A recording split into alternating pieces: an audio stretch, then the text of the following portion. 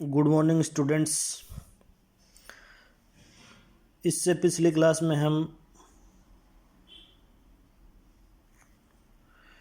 हमने डिस्कस करी थी पिरिडीन की इलेक्ट्रोफिलिक रिएक्शंस।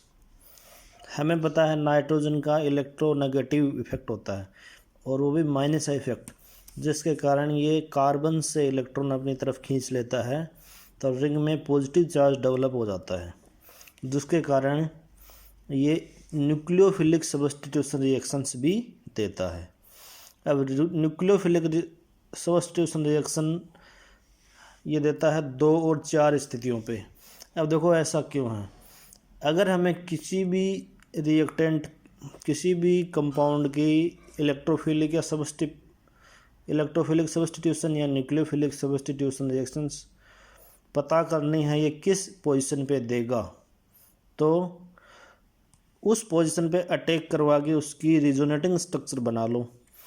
जिस पोजीशन पे रिजोनेटिंग स्ट्रक्चर स्टेबल बने वहाँ पे वो रिएक्शन देगा, अदरवाइज नहीं देगा। अब देखो स्थिति इसमें 3 है, 2, 3 और 4। तो पहले हमने 2 पे करवा के देखा तो हमें ये रिजोनेटिंग स्ट्रक्चर प्राप्त हुई, जिसमें एक रिजोनेटिंग स्ट्रक्चर जिसमें नाइट्रोजन पे नेगेटिव चार्ज है, मतलब इलेक्ट्रोनेगेटिव एटम पे नेगेटिव चार्ज है, इसका मतलब वो स्टेबल स्ट्रक्चर है। दूसरे में हमने P4 पे अटैक करवा के देखा तो भी हमें एक स्ट्रक्चर ऐसी प्राप्त हुई जिसमें नाइट्रोजन पे नेगेटिव चार्ज है। लेकिन जब हम स्थिति 3 पे न्यूक्लियोफाइल का अटैक करवाते हैं तो हमें कोई भी स्टेबल रिजोनेटिंग स्ट्रक्चर प्राप्त नहीं होती है। ठीक है, इसका मतलब उस स्थिति पे ये सब्स्टिट्यूशन न्यूक्लियोफिलिक नहीं होगा। तो पिरिडीन सब्स्टिट्यूशन रिएक्शन कहाँ पे देता है? 2 और 4 स्थितियों पे। ठीक है, नीचे देखो मैंने लिख भी दिया है, a resonating structure in which negative charge resides on nitrogen atom is comparatively more stable. तो 2 और 4 में मोर स्टेबल रिजोनेटिंग स्ट्रक्चर बनती है, इसके कारण न्यूक्लियोफिलिक सब्स्टिट्यूशन रिएक्शंस पिरिडीन में स्थिति 2 पे और स्थिति 2 अगर ऑक्यूपाई हो तो स्थिति 4 पे संपन्न होती है। अब देखो इसके उदाहरण, इसमें सबसे अच्छा उदाहरण है, सबसे पॉपुलर उदाहरण है रिएक्शन विद सोडामाइड, और इसको चीची बेबी अभिक्रिया भी बोलते हैं। तो सोडामाइड होता है ये NaNH2 और इसकी रिएक्शन ये ऐसे आयनित अवस्था में रहता है Na+NH2-। इसकी अभिक्रिया पिरिडीन के साथ करवाई तो ये देखो स्थिति 2 पे NH2 जुड़ गया और ये इसके मैकेनिज्म है। ठीक है, और दूसरी न्यूक्लियोफिलिक सब्स्टिट्यूशन रिएक्शन देखो C6H5Li, इसके साथ करवाई तो C6H5 यहाँ पे जुड़ेगा।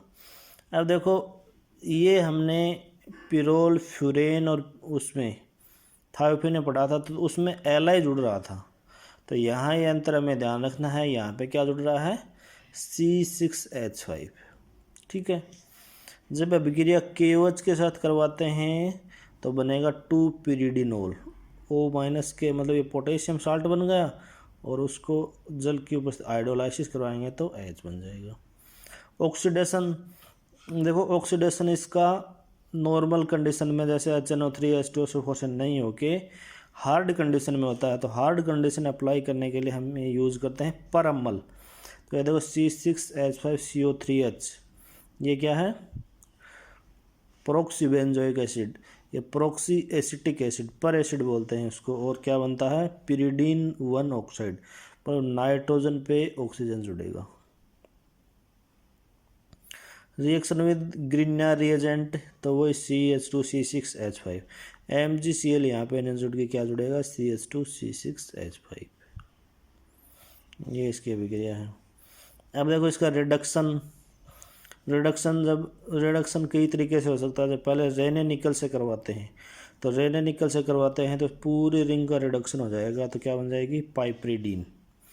और पाइप्रिडीन की HI के साथ अभिक्रिया करवाएं 573 केल्विन पे तो ये रिंग खुल जाएगी और हमें N-पेंटेन प्राप्त होगा, मतलब नाइट्रोजन बाहर निकल जाएगा, एन पेंटेन। नेक्स्ट देखो बर्च रिडक्शन। देखो बर्च रिडक्शन होता है एरोमेटिक रिंग का रिडक्शन, और इसमें अपने को ध्यान रखना है रिएजेंट क्या काम में आते हैं। तो ये होते हैं मेटल इन लिक्विड अमोनिया, ये लिक्विड अमोनिया है और ये मेटल है, तो सोडियम इन लिक्विड अमोनिया, इससे क्या बनता है अमोनिकल नाइट इलेक्ट्रॉन, मतलब अमोनिया का सॉल्यूशन है उसमें इलेक्ट्रॉन है, तो इसकी विक्रिया इससे रिडक्शन करवाते हैं। तो ये 1,4 पोजीशन पे होता है, यहाँ पे एच जुड़ेगा और ऊपर एच जुड़ेगा, मतलब एक तो 1 पे और एक 4 पे, ऐसे यहाँ।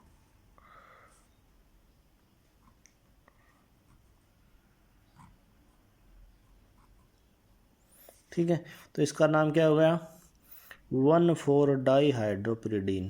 देखो एक यहाँ जुड़ा है और एक यहाँ जुड़ा है। जो लिथियम एल्यूमिनियम हाइड्राइड या सोडियम या एल्कोहल से करवाते हैं तो रिडक्शन थोड़ा सा और ज़्यादा हो जाएगा, तो 1,2,5,6 टेट्रा हाइड्रोपिरिडीन बन जाएगी।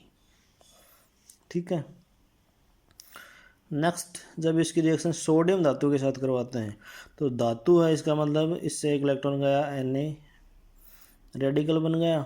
अब यहाँ से फ्री रेडिकल ऐसे देखो, एक इलेक्ट्रॉन यहाँ, एक इलेक्ट्रॉन यहाँ, एक इलेक्ट्रॉन यहाँ, एक इलेक्ट्रॉन यहाँ। तो देखो 2 रिंग हैं, तो एक पिरिडियन रिंग ये रही, एक पिरिडियन ये रिंग ये रही, तो ये दोनों आपस में जुड़ गए। यहाँ पे एन पे एक इलेक्ट्रॉन है तो उससे एन एक Na जुड़ गया, यहाँ से दूसरा Na जुड़ गया, और उसके बाद वापस Na बाहर निकल जाएगा इलेक्ट्रॉन दे के, तो 4,4 डाईपिरिडिल हमें प्राप्त होता है। तो इसका तो ये 1 2 3 4 और ये 1 2 3 4 4,4 डाईपिरिडिल। ये थी इसकी मुख्य न्यूक्लियोफिलिक सब्स्टिट्यूशन रिएक्शन। अब देखो structure and aromaticity of pyridine. ठीक है, तो स्ट्रक्चर हमें पता है हेक्सागोनल प्लेनर होती है, कार्बन और नाइट्रोजन का संकरण होता है sp2। ठीक है, और रिजोनेंस एनर्जी होती है इसकी 133 किलोजूल पर मोल, जो बेंजीन से कम होती है। ठीक है, अब मॉलिक्यूलर ऑर्बिटल स्ट्रक्चर बनाएंगे तो ये हेक्सागोनल स्ट्रक्चर, प्रत्येक परमाणु sp2 हाइब्रिडाइज्ड है, इसका मतलब एक अनहाइब्रिडाइज्ड pz ऑर्बिटल सभी में उपस्थित है। तो ये साइड वाइज ओवरलैप करके क्या बना देता है पाई बॉन्ड, मतलब इसके तल के पाई इलेक्ट्रॉन अब भर एक ऊपर पाया जाता है और नीचे पाया जाता है। तो ये था पिरिडीन, और इसी के साथ अपना हेट्रोसाइक्लिक कंपाउंड यहाँ पे ख़त्म होता है।